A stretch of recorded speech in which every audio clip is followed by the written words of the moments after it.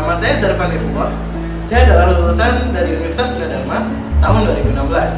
Alasan saya mengikuti AFGP adalah untuk menambah wawasan dan pengalaman saya secara langsung tentang sektor komoditas termasuk pertambangan. Selama saya berkuliah di Universitas Gunadarma, saya lebih berfokus kepada manajemen investasi dan lebih memperdalam tentang saham. Pada video ini, saya ingin menyampaikan pemikiran saya tentang sektor yang tertinggal dan memiliki prospek yang cukup baik untuk diinvestasikan di masa yang akan datang.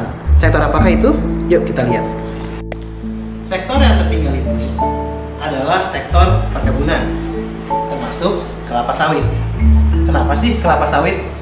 Yuk kita melihat harga kelapa sawit selama 10 tahun terakhir.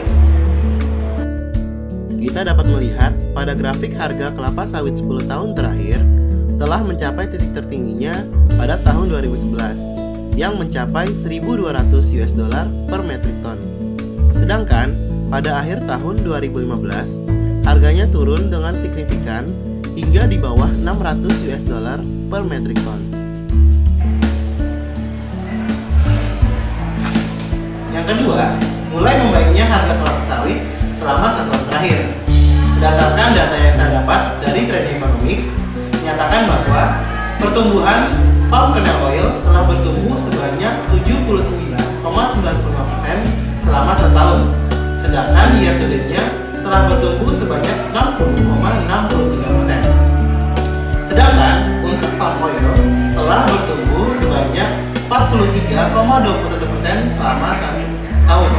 Sedangkan year to date-nya telah bertumbuh sebanyak 30,25%. Ini membuktikan bahwa pertumbuhan palm oil atau pertumbuhan harga kelapa sawit lebih tinggi dibandingkan pertumbuhan batu bara dan crude oil. Namun, fakta yang terjadi adalah justru sektor pertambangan bertumbuh secara signifikan, yaitu sebanyak lebih dari 60%, meninggalkan indeks harga saham gabungan yang hanya bertumbuh 19% dan meninggalkan perkebunan yang bertumbuh kurang dari 9%. Yang terakhir, penting kita mengingat bahwa Indonesia adalah negara produsen kelapa sawit terbesar di dunia dengan kapasitas produksi 35 juta metrik ton setiap tahun. Jauh lebih tinggi dibandingkan Malaysia yang hanya 21 juta metrik ton, disusul Thailand yang hanya 2,3 juta metrik ton. Dengan ketiga alasan itulah saya menyimpulkan bahwa masih adanya kesempatan untuk berinvestasi di sektor perkebunan. Sedangkan visi saya untuk 5-10 tahun ke depan, saya ingin menjadi seorang analis sektor komoditas terbaik di Indonesia. Sebelum saya akhiri, saya ingin mengutip kata-kata dari Warren Buffett, yaitu resiko datang apabila kamu tidak mengetahui apa